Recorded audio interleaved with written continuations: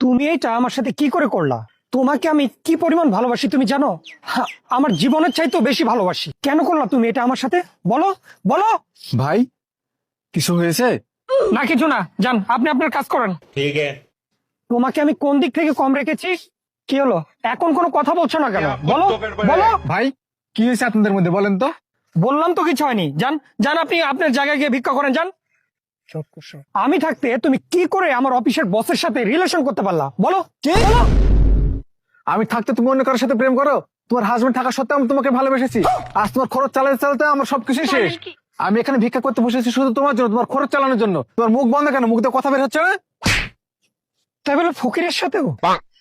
আমি কি করব? আমি আসলে কাউকে না বলতে পারি না।